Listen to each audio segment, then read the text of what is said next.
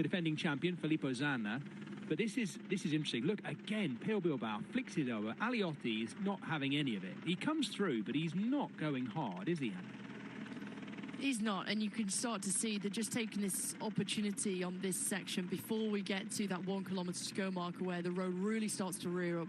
Little bit of sizing up between the riders and Pale Bilbao, as he knows that the group behind are starting to close in. He doesn't want them to have another opportunity to be here over the cattle grid, and now a little gap to Aliotti.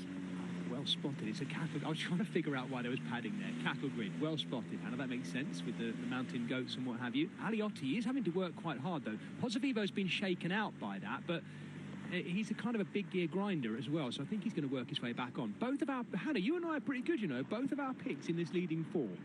Big up ourselves at this stage, because with 1,400 metres to go to the top, both of our picks were there in there. I wonder, you lot watching at home, where are your picks? How have you done today?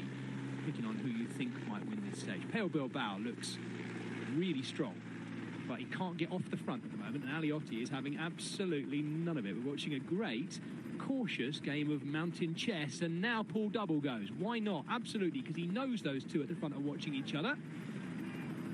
It's the big watch, isn't it? Because Pale Bilbao and Giovanni Aliotti are right up there in that general classification. And I was just going to say, when you could see him taking the last sips of his bottle and threw it to the left-hand side, that Paul Double, you could see the facial expressions are etched across his face, because he needs to try and recover from the fact that he's just bridged across. You can see it's a little bit technical as you come into the ski station and the ski lift here. And the motorbikes are right up ahead, almost stopping Paul Double from really making that acceleration behind. But the group in the chase are coming up fast, and they need to be very attentive by what's happening, because it's Jaco Alula who are putting and applying the pressure behind.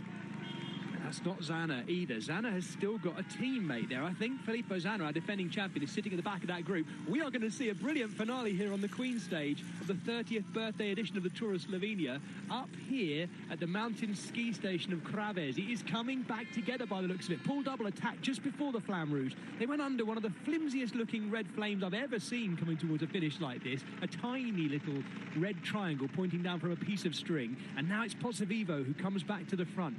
Can he be the sort of unmarked rider in this leading group who can snake clear? And look who it is. It's Ben Healy, the Irish road race champion. He's now coming back into play after looking like he was getting dropped earlier. He's ridden this climb steadily, the Irish champion, and actually he's putting the hurt on the rest of this group now as they come back to the front end of the race.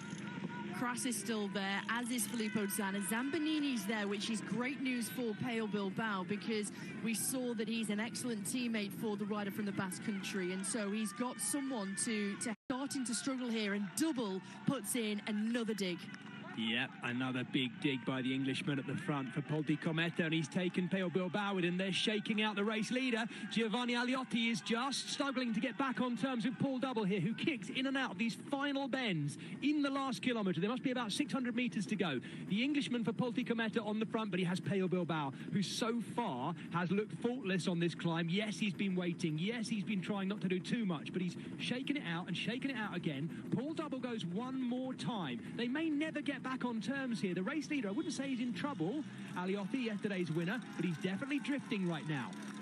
He's drifting, but he's looking well in control here. So he's just been following the wheel there of Domenico Pozzovivo, and Aliotti, a little gap starting to open, another acceleration.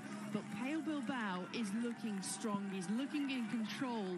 What has Paul Double got left? Can he try and outwit these World Tour pros?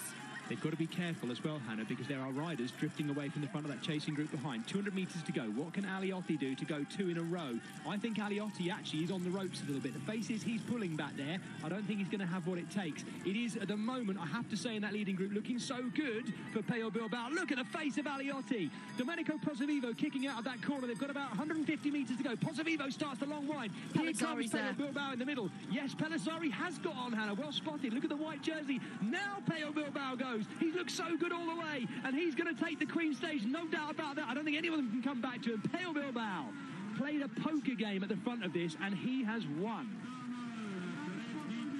Paul Double getting second, Aliotti third, Palizzari with a brilliant finish there in fourth. Here comes Johannesson, who's come back in good form too. Stef Kras comes across the line, completing a comeback to great form for the Belgian. Domen Novak, then the rest, the best of the rest. Where was Filippo Zanna? Is that Zanna coming across the line there he now? Is. Zanna's there. Yeah. And look at the time that David Jesus Peña has lost. Ended up losing 30, what we're going to say here, 33 seconds, 34 seconds for the Colombian. But for Pello Bilbao and the whole of Bahrain Victorious, executed perfectly. Bilbao is in sublime form. He looked in control, and despite coming into this race with a little bit of illness, not 100% healthy, he showed that he's been able to get through the stage as well. An excellent victory at the top of this climb.